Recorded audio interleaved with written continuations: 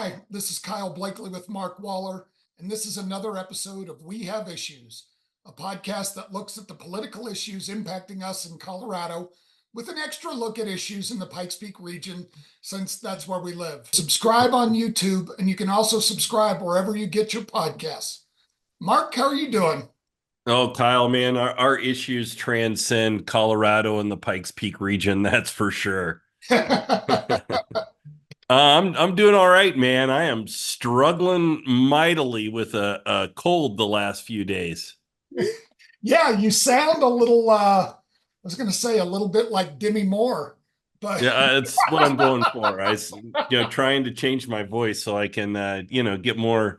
We can get more listeners that way. Maybe people will think that I'm Demi Moore doing this podcast. nice, nice. And that'll improve my reputation, people thinking I know her. Yeah, So, there you go. Yeah, um, man, it's been rough the last couple of days. I know a lot of people that are coming down with stuff, and some COVID, some not COVID. I think there's a few different things kind of floating around out there. And again, that's why I'm glad I'm an introvert. I just don't hang out with a lot of people. So, There you go. Well, I did the COVID test and I think I'm good to go that way, but it still sucks. yeah, absolutely. So today, here in a little bit, we're going to have Kent Thiry and Dick Wadhams on to talk about issue 310 that got approved most recently for the Colorado ballot this fall. But before then, just a couple of updates. We spent a lot of time talking about issues 50 and 108 the last couple of weeks and the special session. And it looks like as of yesterday, officially, both issues are off the ballot. Everybody kind of followed through with what the plan was.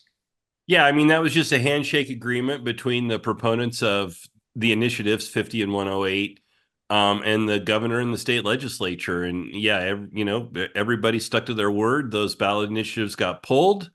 And thank God that happened. So now we're in a circumstance where ballot initiatives are gone, and so taxes are going to go down just a little bit, but local governments are still going to be able to do the things they need for the citizens of their communities.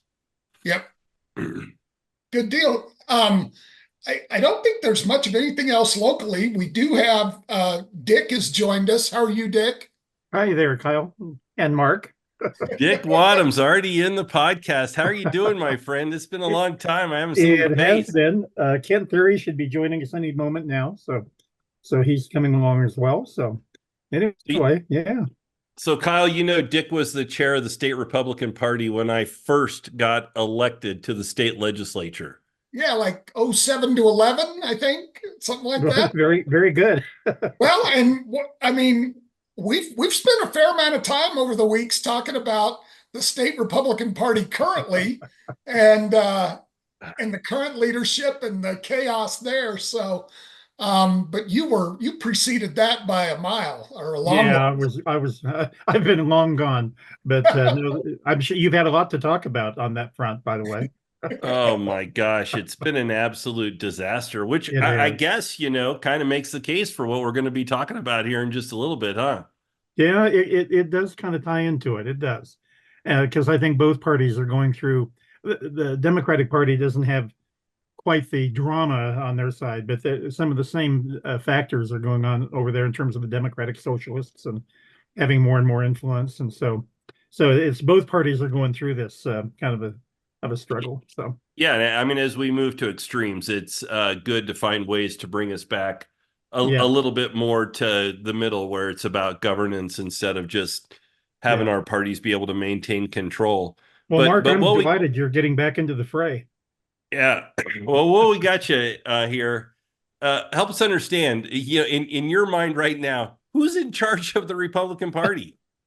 Well, I mean, Chris, what's the legal counsel, Chris Murray, who I think is probably the preeminent. Well, there are two election law attorneys I really respect highly, Chris Murray and John Zackham. They're both those are the two I really think are outstanding. Chris's interpretation is that this meeting this past weekend that allegedly met to support Dave Williams was not a legitimate meeting, but the one a week earlier was the legitimate meeting. And I got to tell you, Chris is an excellent attorney. I am not an attorney, but so I defer to people like him. But the bottom line is, Mark and Kyle, this will probably be. I don't think the courts are going to rule on this. I think they're going to say, Republican Party, just figure it out. We're not going to get involved. It probably will fall upon the Republican National Committee, and who knows what they'll do. It's very controlled by the Trump campaign. They really liked Williams, but then Williams kind of embarrassed the Trump campaign when he got beat so badly by Jeff Crank in that primary. So I don't know what the RNC, but it will probably string itself out another few weeks. But Kent, we're just talking about the incessant drama in the Republican Party before you got on. How is that gonna? I've been on vacation a few days here, busy vacation, but how is the legal battle resolved or No, not? both sides have filed lawsuits.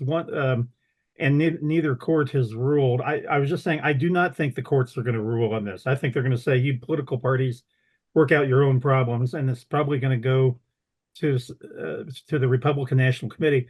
That happened in Michigan earlier in 2024, but maybe last year, where a Dave Williams-like candidate got elected. She destroyed the party. The party kicked her out. She refused to leave, so the RNC had to come in and say, "You're gone." And so I assume that the RNC will probably be the ultimate arbiter of this thing. So we'll see.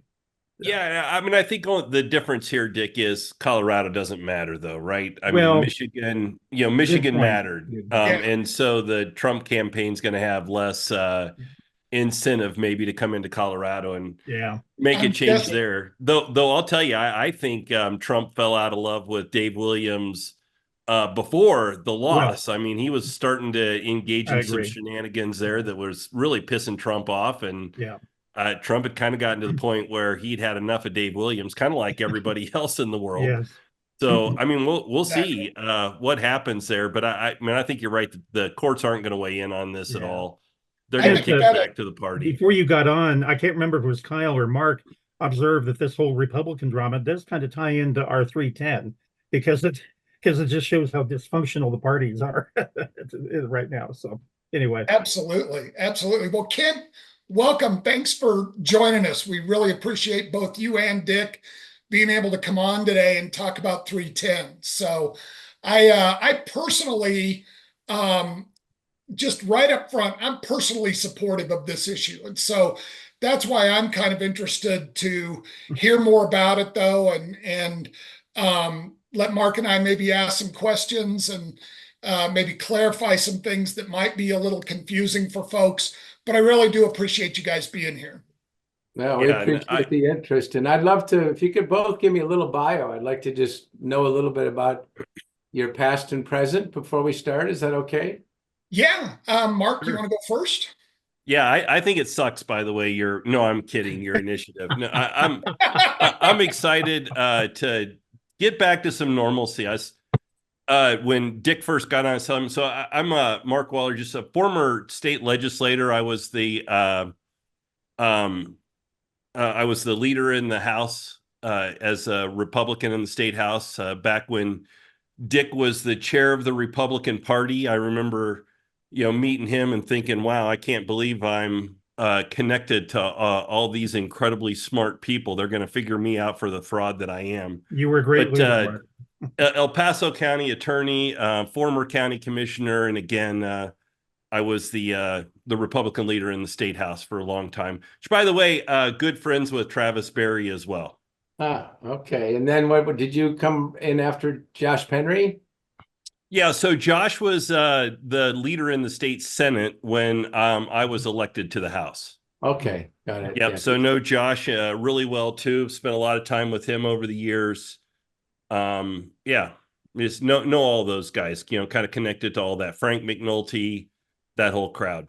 Yeah, because Josh and his group I've worked with a lot over the last 8 years, a lot.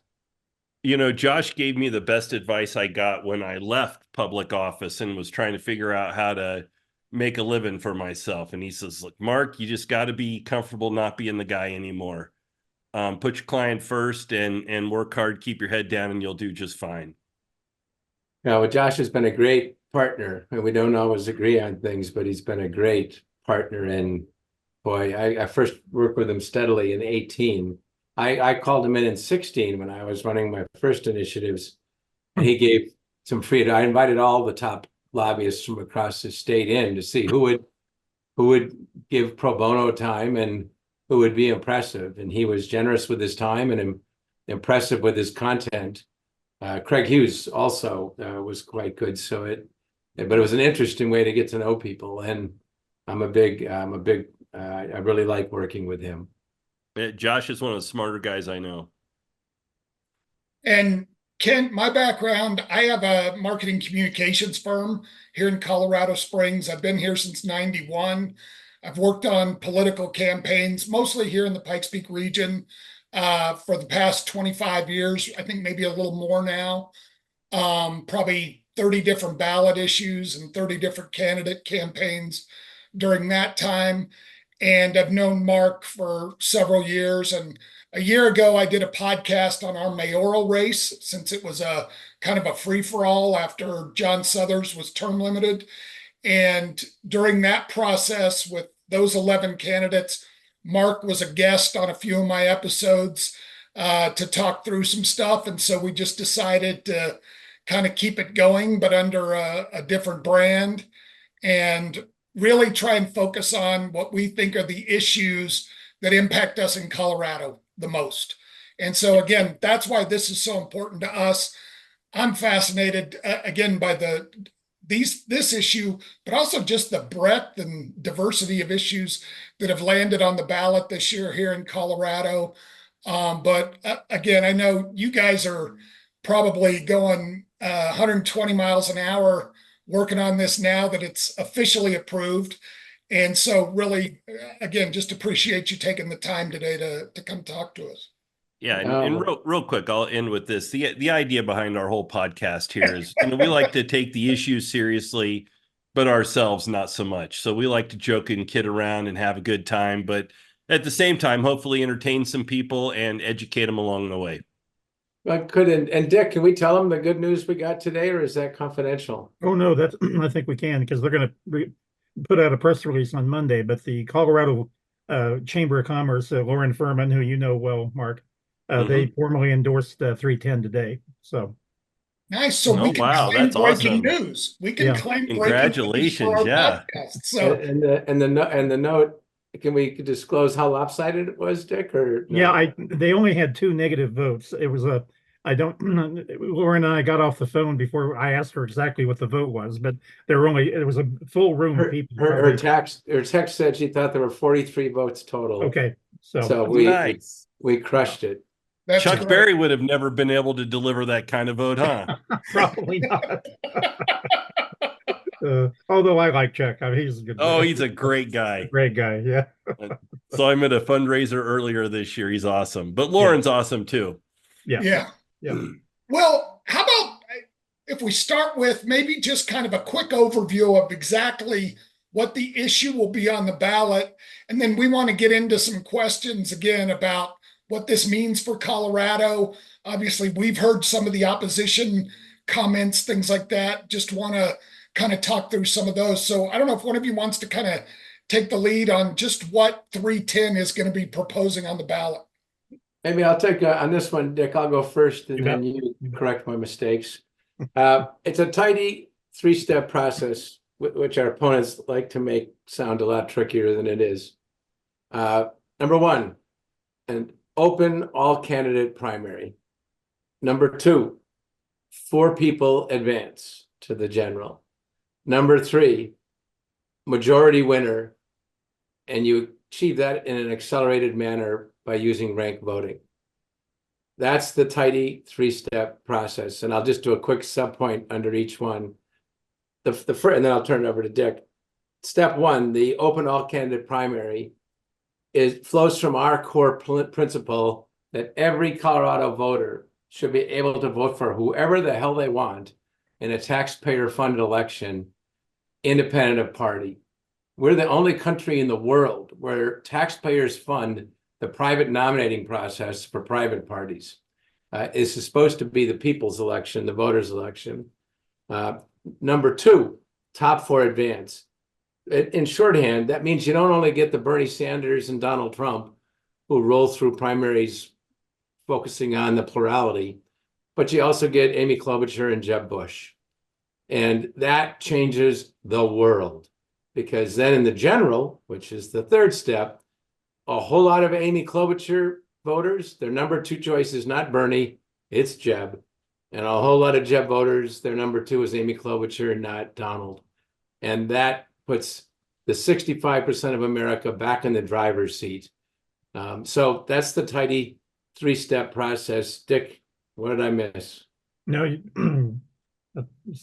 great. Yeah. I have nothing to add. I mean, well, I have a lot to add, but I would say this from my standpoint, Kyle and Mark. Mark mentioned that I was state chairman and then done a bunch of Republican campaigns over the years, and I loved our process for decades. I mean, I think the process produced good candidates on both sides. We had competitive elections. And by process, you're talking about the caucus process? Well, or no, just the overall caucus assembly and then primary process. So, but our state has changed and our parties have changed in the last 10 or 15 years. And I have gotten progressively concerned about it. And but then watching where our party went, and Mark, you certainly were a part of that, what you went through when you ran for attorney general, which was I was amazed. Cluster fuck beyond all belief. I could not believe what happened to you. I really still, and that's a technical term, right? It was a technical term. That's right. Yeah. That's right. By the way, you can cuss on our podcast. That's true. But I just felt like we've got to do something to shake it up. I've been thinking about it a long time. And then I had a couple of long, really good conversations with Kent about his proposal. And I just finally concluded this is the only thing that's going to restore some normalcy and some legitimacy back to our process. And I'll just mention one other specific political thing. And this was a big deal for me. Virginia confers a great deal of latitude to both parties for how they nominate. The Virginia Republican Party 3 years ago nominated Glenn Youngkin, of course, who went on to be elected governor, and I think he's probably one of the better governors in America right now. Well, the Virginia Republican Party actually implemented their nomination process with in an open primary with ranked choice voting. Had they not done that, the Republican nominee in Virginia would have been State Senator Monica. Now I'm blanking out her last name. Anyway, she was a state senator. The day after the 2020 election, she declared that Donald Trump should declare martial law and cancel the election results. That's how far out she was. She would have been the Republican nominee had the ranked choice, the open primary not occurred. And so that was and I talked to some very conservative Republicans who I'm friends with in Virginia, and they just lauded this, and they said this this really works. And so that was a big turning point as well. So anyway, go ahead. Well, Kyle, that won't work for you when you become governor, because you wanted to do martial law right out the chute, and I know that's going to be a problem. Exactly, but it's a discussion for another day. That is a discussion for another day. So real quick, how do I get to the step one process? I'm a candidate. I want to run for office. How do I get into that open primary? Same as today. You either get signatures or you do the caucus. So does this in any way change the number of signatures that are needed, or does all that stay the same? Dick, go ahead. Honestly, I can't remember if it establishes. What does it establish on signatures? The reason I gave it to you is I just realized that we had both versions. Yes. One that cut it in half and one that kept it the same. And I don't know what version we chose in the end because we had quite a bit of disagreement in our group. Okay. I, for example, did not want to reduce the signatures, but a majority of the team thought it was politically expedient. And so I agreed.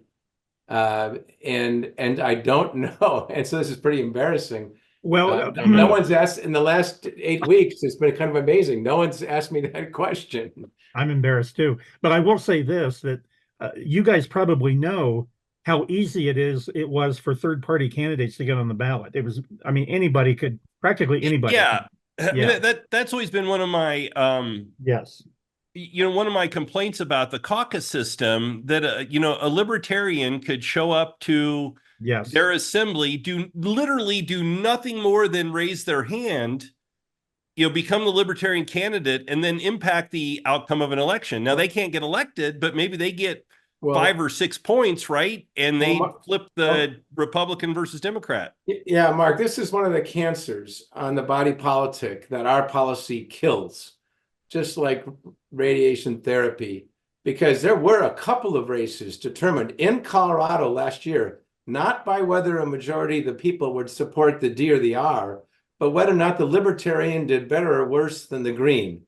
And that literally determined a couple elections, which is patently absurd, and voters hate it when it happens.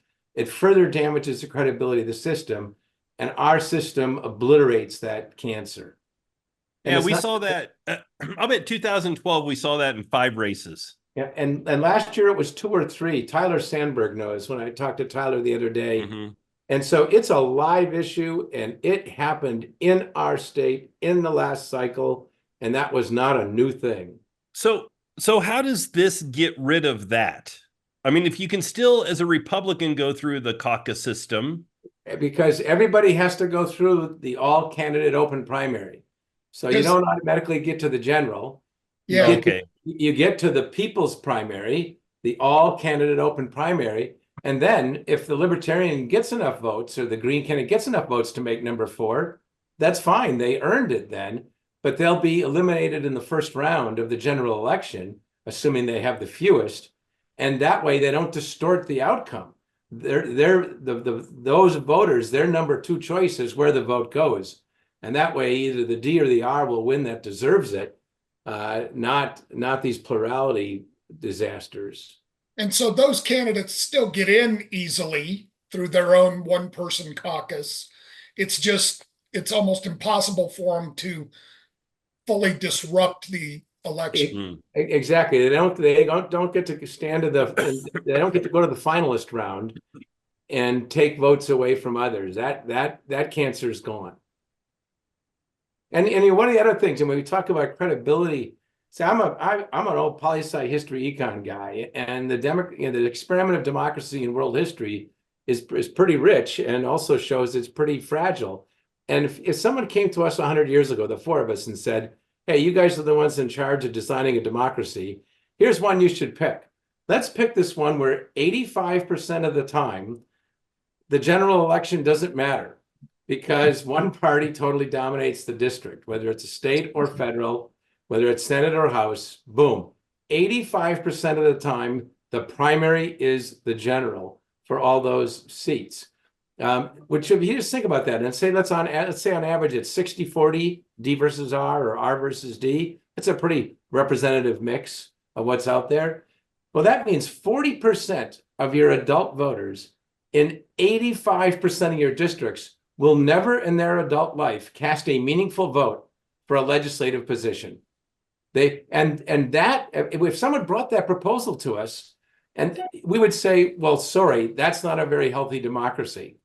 But that's what we got. And then to make it even worse, guys, not only is it 85% of the times you're permanently disenfranchising 40% of your voters, you might at least say, well, I'm sure those primaries by the dominant party are very heated, competitive events with great choices. No, 75% of the time, there's one viable candidate.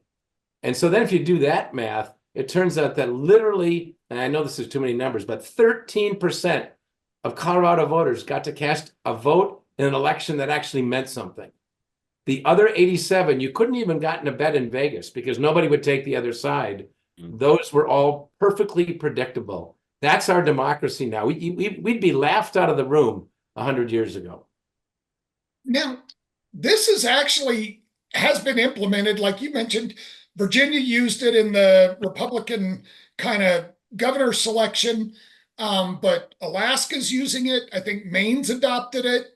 Um, what has been the result in those states, like where it's actually been implemented? And I guess, have they implemented the exact same structure with an all candidate primary and then ranked choice? What's it been like in those states? What have you guys learned? Yeah, it's fascinating, and it just reaffirms the principles. There's 4 states with nonpartisan primaries. There's over 50, almost 60 locations that have some form of ranked voting. So in Maine, you look at Susan Collins. That she wouldn't make it in most states without this kind of thing, because she refuses to always vote for the party. Bill Cassidy in Louisiana, nonpartisan primary, never would be elected in a Colorado type system. Lisa Murkowski of Alaska never would have been reelected. In New York City, it would have been another de Blasio. The only reason Adams won, and he's got his issues, but he was by far the most moderate person there. And so both by anecdote, Collins, Murkowski, Youngkin, Cassidy, but also even in Alaska, for example, the state legislature, which was totally gridlocked, they created once this passed, and Alaska passed pretty much the exact thing that we're talking about, literally the governance-oriented people in both chambers and both parties created a bipartisan majority governing caucus. They wouldn't even invite the far left and far right into the room. They said, you guys have been holding us back with your performative art for the last decade. The way to get reelected now under this system is to get shit done, and we're going to do that. And so the returns are very, and let me give you one other anecdote to just demonstrate the power of this. I mean, it's so simple and so powerful. There's 7 Republicans who voted to impeach Trump. I'll take no position on whether or not he should have been impeached. Just that counts as a vote outside your party, big time.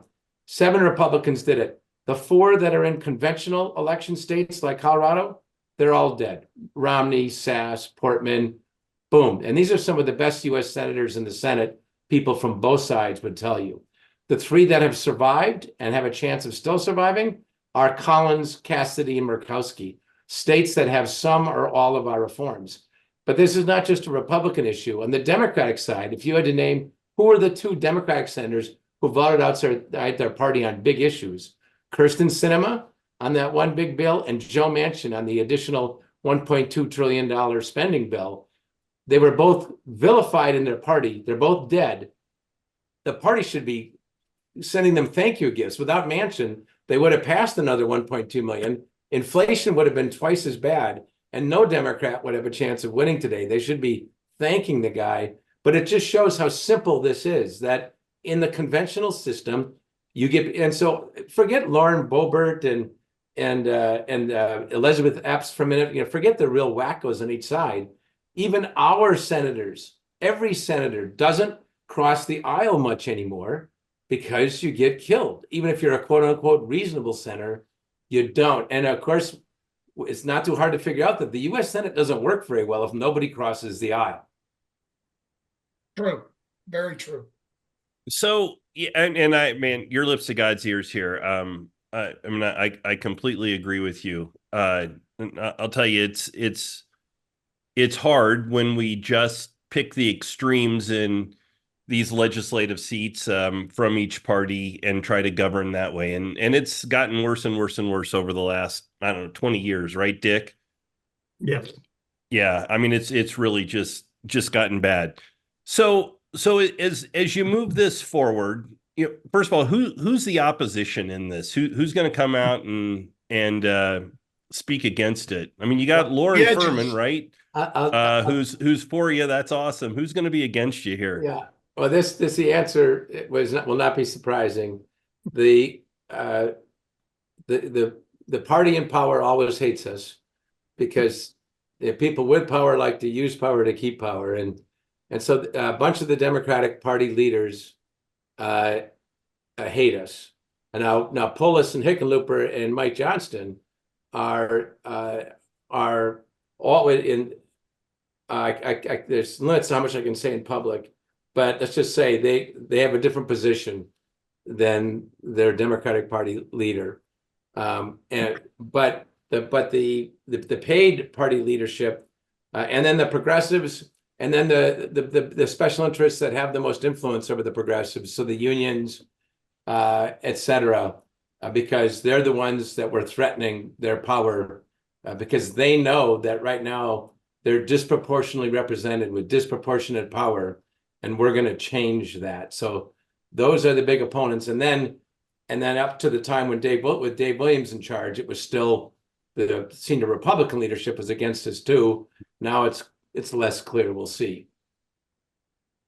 So some of those critics, I mean, a couple of things that at least I hear, is people are saying like this is too complicated for some voters. And obviously at the beginning, you were pretty clear about, I'm going to make this pretty simple. So I'm guessing you've heard that argument and kind of address that right away.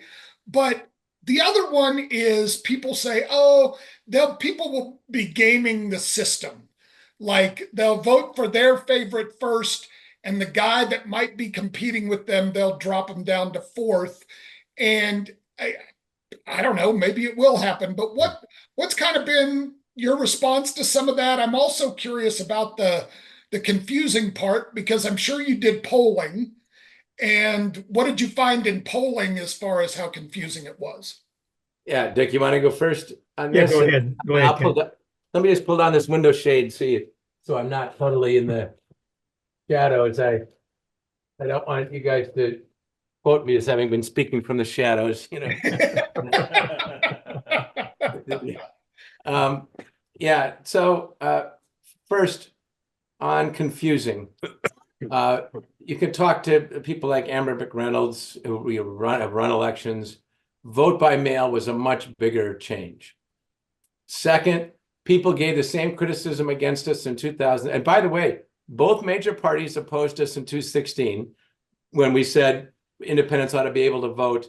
And I was too afraid to try for it fully to allow split ticket voting. But now we're doing that. So we had to choose either D or R. Both parties opposed us. Both parties opposed us on gerrymandering. Both parties opposed us on mandating a true primary, not a caucus or assembly for presidents. So the same two parties that are against us now were against every one of those other things when we did them.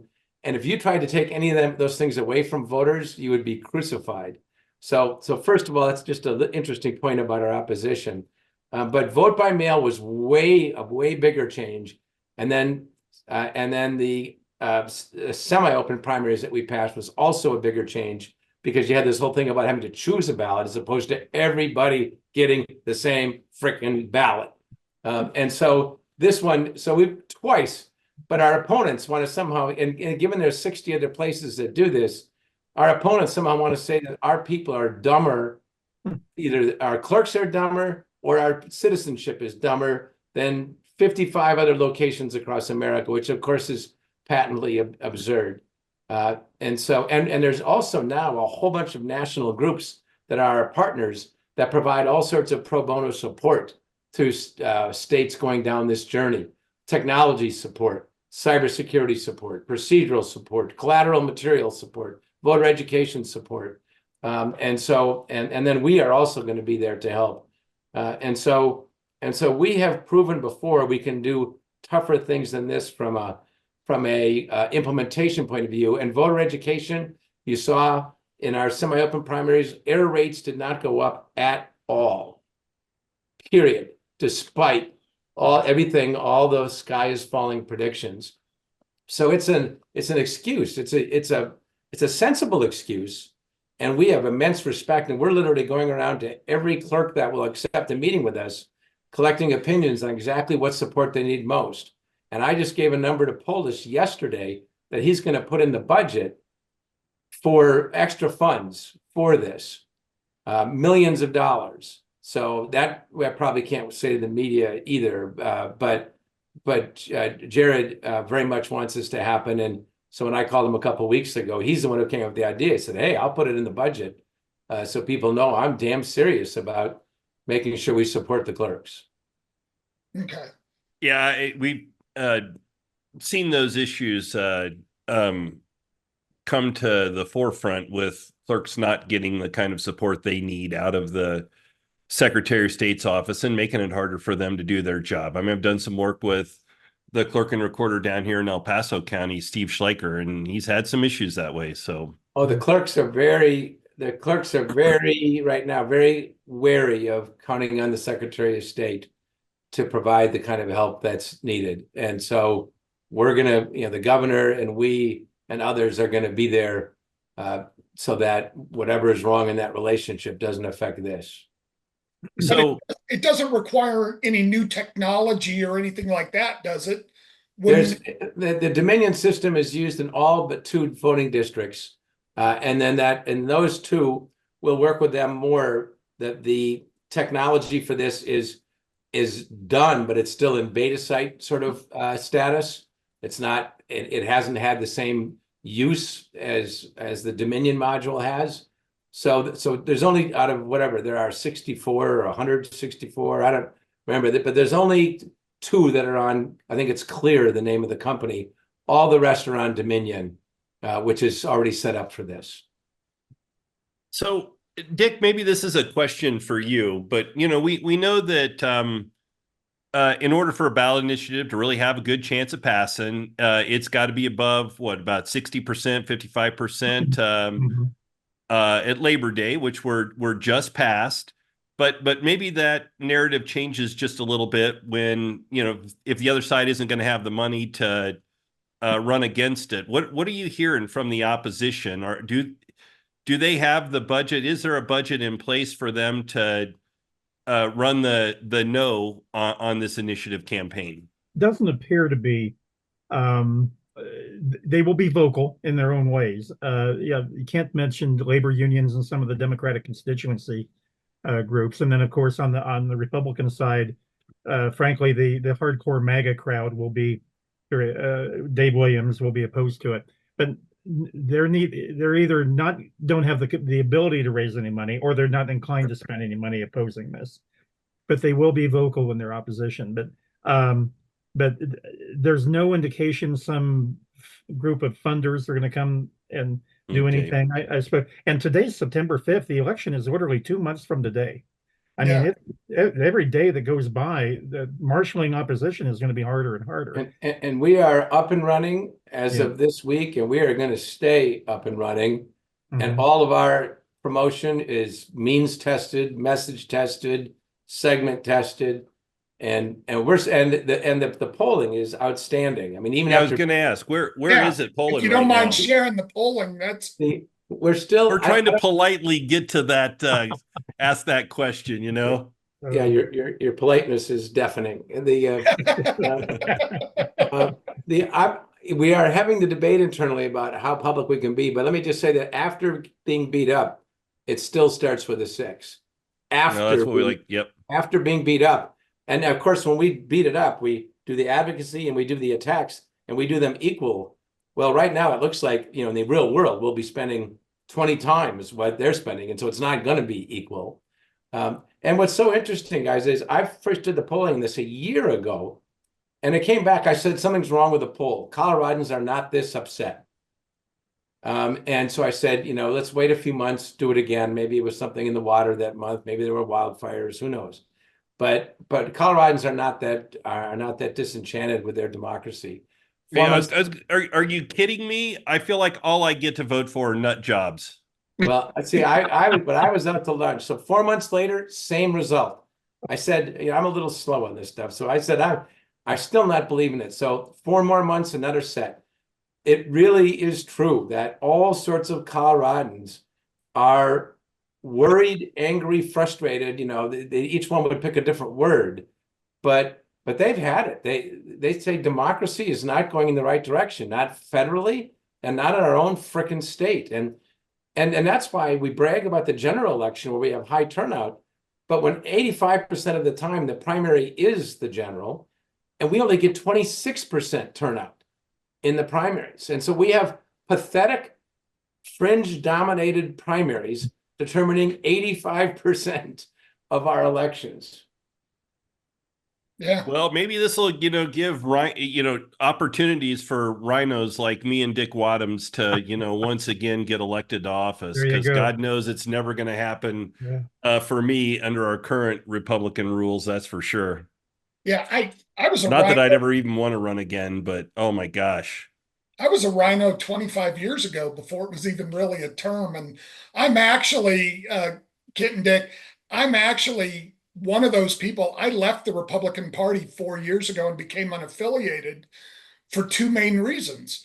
One is the Republican Party doesn't resemble the party that I was in for 40 years, and my ability to vote in either primary, my choice. Those Right. were the two main reasons I did it.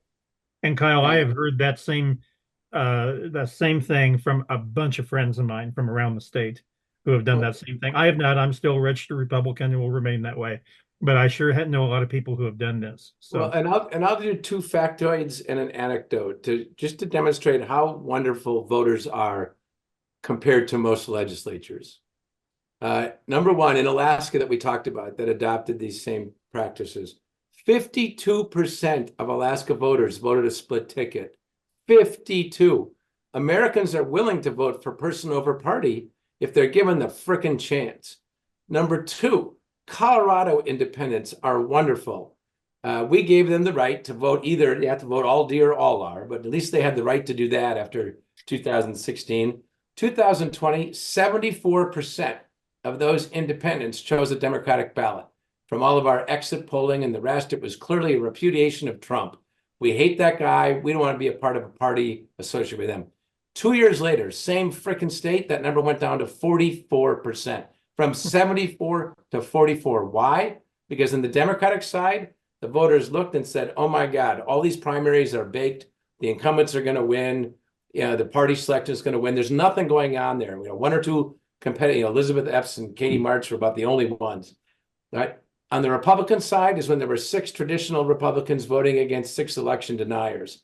And our wonderful Colorado independents massively moved over. And as you recall, 6 out of 6 of the election supporting Republicans defeated the election deniers, and that Dudley guy lost his job. And so those are two is pure fact analytical examples of how, even if I vote for Dems 80% of the time, I'm going to vote for a Republican when I don't like a Dem or I think an R is right. And that powerfully moves the system. And now the anecdote. After we won in 2016, and so independents had the vote to write straight D, the right to vote straight D or straight R. I was having dinner at a restaurant called Fruition, and a couple comes up to the table while I'm eating. And they say, are you Kent Thiry? And I looked to see if they had a gun, and they didn't have a and I said, yes, I am. And literally they teared up. This is probably a 60-year-old couple saying, thank you, because we get to vote in primaries again. And we hated not being able to vote in primaries. The only thing we hated more was having to pretend we were a Democrat or a Republican in order to exercise our right to vote. That was totally fucked. And we weren't going to do it. But now we get to vote without pretending we're a part of either of those disasters called political parties. And so that's how beautiful our voters are. They do listen, they do think, and they don't play frickin' games. That's the thing that kills me. You brought it up, Kyle. Some people say there's gamesmanship. Well, go to hell. How can you possibly trump the games being currently played? Mm-hmm. Yeah. We talked about libertarians and green. How about Chuck Schumer spending $44 million in Republican primaries to push for MAGA candidates to win the primary? Because we've got to compare this stuff. I'm not saying our new system is going to be perfect, but all we got to do is compare it to the current train wreck. Yeah. And the only downside is Alaska deprived us of getting to see Tina Fey play Sarah Palin on Saturday Night Live. That's a little disappointing, but that's about the only downside I saw. Love Tina Fey as Sarah Palin. Before we end this discussion, Kent, Mark did a really good job talking about his political background, but he forgot to mention something I have always been fascinated by. and that was your time in Iraq, Mark, with the as a lawyer for what is it, the Army you were with? Oh God, no! Oh, how could you offend I'm me sorry. I'm so, sorry. Dick? I was in I'm the Air sorry. Force. I hope Air that was Force. deliberate. Okay, I hope that was a deliberate I shot. have I just lost us a supporter, Kent. Oh, that hurt. You got to tell Kent your experience, that one really interesting experience that you had over there in Iraq, what you were part of. Yeah, boy, you want to talk about seeing democracy in action versus some other form of government. Go to Iraq and see how they do things there. But I did. I got to deploy to Baghdad, Iraq in 2006 to prosecute bad guys in the Green Zone. People had committed crimes against coalition forces. But Kent, while I was there, boy, just a dumbass kid from Nowhereville, Illinois. That's who I am. And you think, find yourself in the right place at the right time. I got to experience this twice while I was in Iraq. The first time, I actually got to go to Saddam Hussein's trial. Wow. And I literally got to stand face to face with Saddam Hussein. I mean, like, he walked past me, and I'm standing in a doorway in a hall, and he walks past me, looks over, catches my eye. Unbelievable to have that. I mean, we were just, a couple of feet apart, right? To have that happen. And then the very next day, I get to shake President Bush's hand Wow. in Baghdad, Iraq. Just front row seat to history. It was pretty incredible. But I came home from Iraq, and a couple of my buddies were like, "I think you ought to run for office." And next thing you know, man, Dick Wadhams is welcoming me to the party. Which, by the way, I was from a district where you hope that this kind of thing can prevent those kinds of people from being elected again. I mean, I was bookended by Doug Bruce. I ran against him and defeated him. I don't know how we pulled that off, but did. And then Gordon Klingenschmidt and Dave Williams were in my same district.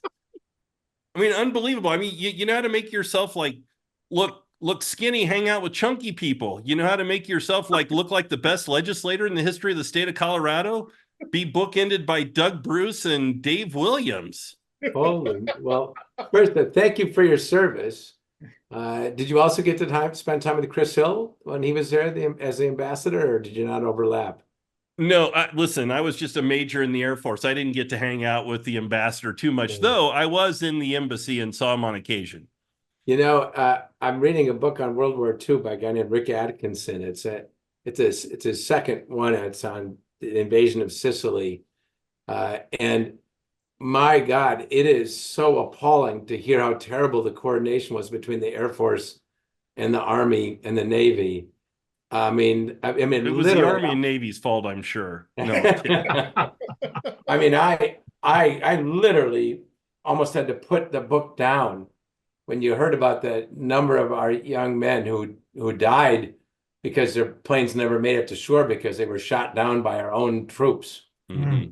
I mean, it just almost made me have to go into the bathroom and vomit. I mean, and then, I mean, how far we've come since then. But my God, I mean, Iraq had to have its share of dysfunction also.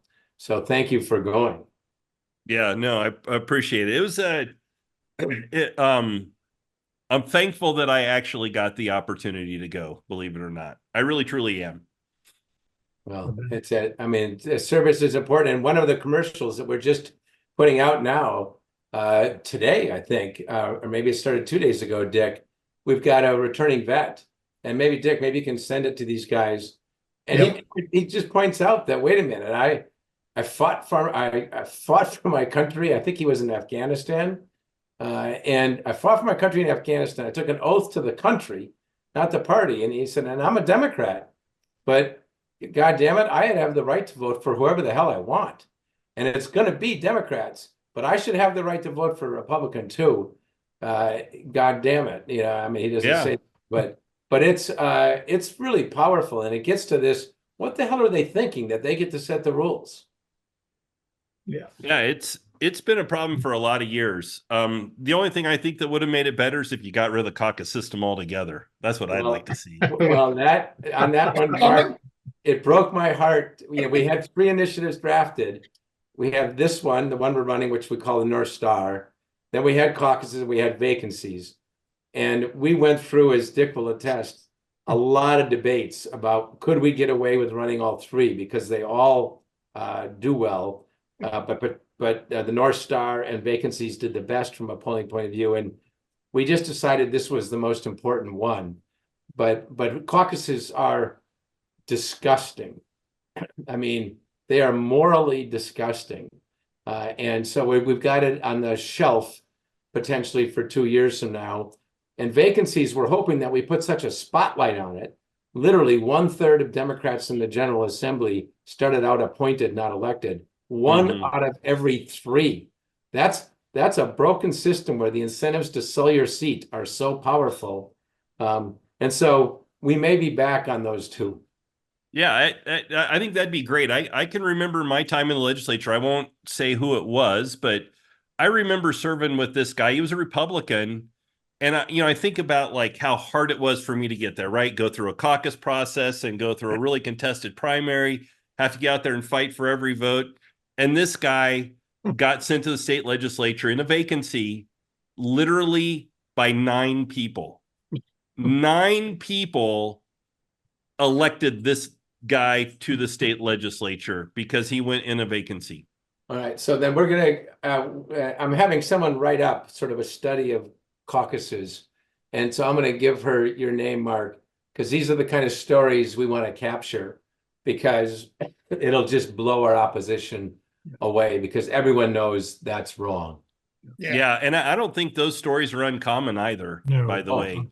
Yeah. I think it's happened a fair number of times. Oh, and the number of legislators, guys, who've grabbed me by the elbow, including leaders of the legislature, and said, okay, I can't support you publicly. And I may even, nod my head when they're criticizing you, but I hope you win, because the current system doesn't allow me to govern.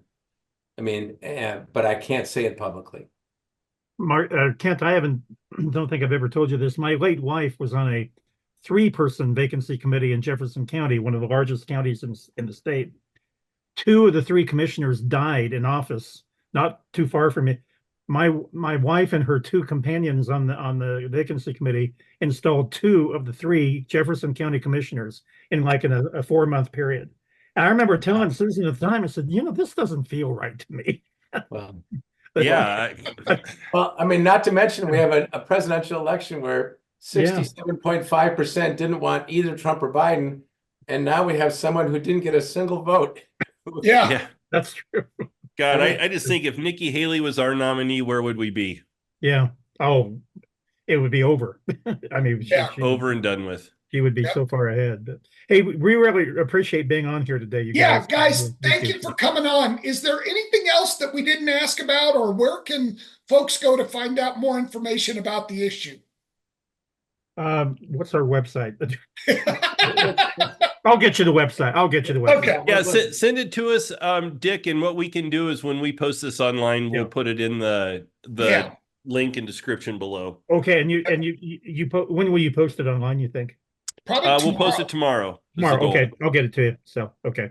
Yeah, gotcha. That'd be wonderful, because this, at its core, what we are doing is giving voters some power back.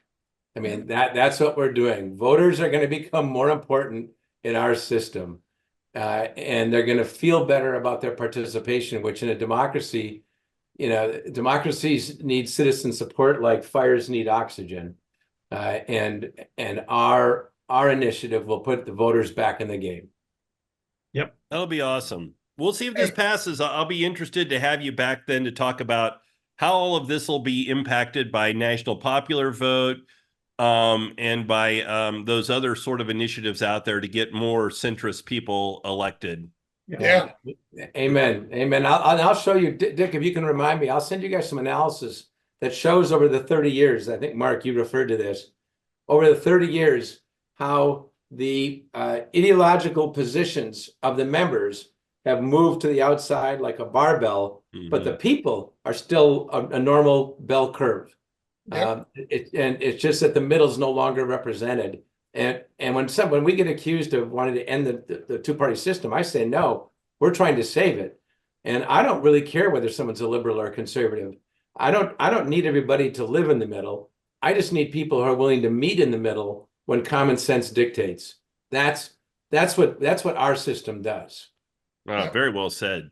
That's great. Hey, All right, thanks guys. again, guys. Good luck, and hopefully we'll get to talk to you again after November 5th. All Thank right. you. All right. Take All it right, guys. easy. Thank you. See you, Mark. See you, Kyle. Take care. Appreciate it. Thanks. That was interesting. I enjoyed that. I did too. Obviously, I'm in favor of it, so You know, I wanting wish to hear it, more about it. But I wish it were getting rid of the caucus system, but you know, other than that, that's I'll be interested to. that's on their radar. I'm going to dig into it and see where it is with the signature requirements, and if those have gone down, you know, I'm less interested in getting rid of the caucus. On this initiative on 310, if the signatures are fewer, Yeah. okay, that makes sense to me. Yeah, I mean, you know, I've always said I think that one of the chief complaints about the signature gathering process, the petition process to get on the ballot is, well, only rich people can do that because it takes so much money to get the signatures. I'm like, well, fine, let's reduce the number of signatures. Instead of 1,000 for state legislative candidates, maybe we could reduce it to 200. Yeah. You know, and that's something you and a couple of volunteers can do over a course of a couple of weekends. You got some skin in the game, you're wearing out some shoe leather, and you go get those signatures. That should be enough, right? Yep. Be easier for me to run for governor. Yeah, it would be. Can't wait. So, before we sign off, anything pissing you off this week? Oh, it always a plethora of things pissing me off, Kyle. It I'm never. assuming as when you're sick, it makes it even worse. So. Yeah, that's right. It makes you even grumpier. You know, as Kent was talking about watching World War II documentaries. I think that's, you know, guys of our age, it's like moths to a flame, right? As is just being pissed off about everything in your life. You know, we're at that age now where it seems like everything pisses us off. But here's the one that's got me going right now. You know, we have our Facebook page. We all have issues. Yep. And we encourage people to come and post and put good content on We All Have Issues, right? Yep. And we've said, hey, we're not going to monitor or we're not going to censor people. We're not going to kick folks off, you know, but come on, let's keep the content smart. And so every once in a while, somebody will put something up that I think is dumb or is inappropriate or is just not factual. Not factual. And a lot of fucking not factual stuff, right, Kyle? I mean, you've looked at the page. I saw your post the other day in response to this, so I thought this might be an issue. Might be where we're going. So, but here's what gets me. You know, put dumb shit up, whatever. Okay, I mean, I don't like it, but it when I tell you to take it down or when I tell you it's not good content, guess what? It doesn't violate your First Amendment speech rights. It just kills me how everybody brings up the First Amendment when we're talking about speech online, and in particular, when we're talking about me telling somebody they need to take something down online. Yeah. I don't know. I don't know if you've gone and actually read the Constitution, but I can tell you all of these people that cry foul First Amendment problems have never actually read the Constitution.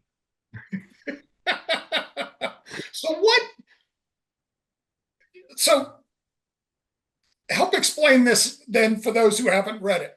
What exactly, because I hear this all the time too, that's violating my First Amendment right. I mean, you have a First Amendment right to your opinion, but you don't have a First Amendment right to lie about somebody, correct? Yeah, I mean, you don't even have a First Amendment right to your opinion. Here's what the Here's what the Constitution says. Congress shall make no law impinging speech. It doesn't say Mark or Kyle shall make no law. So we can tell people to shut the fuck up anytime we want. We can do that. We're not Congress, right? Yeah. Yeah. So it's just like, think about it this way. If somebody comes into your house and starts making fun of your wife, you're not like, oh, you've got a First Amendment right to be here and say whatever you want. No, you can tell them to shut up. Exercise my Second Amendment right. Yeah, that's right. Absolutely. Where one conflicts with the other. So it's not like people have the right to say whatever they want whenever they want. They just don't. Yeah. I mean, literally it says Congress shall make no law impinging speech, right? Effectively that's what it says. It just drives me nuts when people assume that everything that's ever said in any circumstance is a First Amendment right. Now, the Supreme Court has sort of interpreted Congress shall make no law to all government. So you have a government website, they can't limit speech on that. You have a government forum, you really can't limit speech there. Though there are times and circumstances where speech can be limited in those circumstances as well. So, for example, we're on the dais at a county commission meeting in El Paso County, Colorado. I think government can't limit speech. Well, guess what? As a candidate, I can't promote my candidacy using government resources, right? Yep. I can't put up behind me a vote for Mark sign in the county commission meeting. That wouldn't be right. But that's limiting speech, isn't it? Yeah. I mean, it is. It's saying that you can't say it in this certain circumstance. So there are time and place restrictions on speech. But the biggest one is, if you're in my house, you're on my page, you're in my area, I can tell you to shut up if I want to. Yeah. Now, do you have to? No. But I can tell you to. I can delete your content. I can do whatever I want. I also have rights, right? Yeah. And I'm not Congress making a law preventing you from being able to post stuff. So the other part is the people that claim that I'm, violating their First Amendment rights are the very ones that are like, Colin Kaepernick, shouldn't be kneeling for the Pledge of Allegiance. By God, he should be gone. They should be able to fire him. Well, isn't that speech too? Yeah. But it doesn't say the 49ers can't limit speech. That's not what the Constitution says. It doesn't say the 49ers shall make no law. It says Congress. Yeah. So the 49ers are a private organization. And guess what? They can fire people for speech that doesn't comport with their organization's values. Yep. And you see it all the time with companies. All the freaking time. All speech, just like any constitutional amendment, all speech is an absolute. And that's what's pissing me off. The people that are assuming, especially those Facebook lawyers that are out there, those Facebook lawyers that assume all speech is somehow protected and they have a First Amendment right to say whatever they want, whenever they want, however they want to say it. Yeah. Nope, not the case at all, Kyle. Well, good. Well, I have a brief update on the one thing that annoys me more than anything, and that's my left lane law on our interstate highways. I actually drove to Cheyenne, Wyoming this morning for a meeting. And I kid you not, it's almost as soon as you cross the border from Colorado to Wyoming, people start driving normally. They pass in the left lane, they get back in the right lane, and then coming home, the instant you get into Colorado, it's like the clowns all move into the left lane, and it's still just so amazing to me. It's a Colorado thing, and it's crazy. Are you saying, Kyle, we have a left lane border issue in Colorado with a higher number of per capita illegals driving in the left lane In Colorado, yes, we in do. Colorado? Is that what you're saying? Yes, and Wyoming does not have that problem. How do we solve these issues? Because I'm telling you, I was driving to Denver the other day, and some guy just, left lane, and literally, no issue getting over it all for him. I go around him nice and slow, look at him, as I'm driving by him. I'm passing him in the right lane now. Yeah. Driving by him, just kind of looking at him, and he's just like, the only person on the road. Yeah. And did you know that passing somebody on the right is called undertaking? If you pass them on the left, you're overtaking another car. If you pass them on the right, you're undertaking them. And Well, I am undertaking this issue with you to prevent it from happening in the future. Great. Well, thanks again for great episode, huh? I thought it was a great episode. This was I thought that was great information from both Dick and Kent. Yeah. To understand this ballot initiative a little bit better. Yeah. So I'm really hoping folks listen to this, get to hear them talk about it and explain the reasoning behind it and the rationale behind it. And then we will include their website in the post so folks can go find more information. Yeah. And if you're somebody that's listening to this, watching us online, please, you can go to Facebook, to our Facebook page, to YouTube, drop us a comment if you have any questions that you need answers to on this particular topic or any other that we present to you. Be happy to get you that information. So this is Kyle Blakely with Mark Waller. And again, this was another episode of We Have Issues. And thanks for listening. And again, please subscribe on YouTube or wherever you get your podcasts. And we'll see you all next week with another issue that's impacting us here in Colorado. Thanks.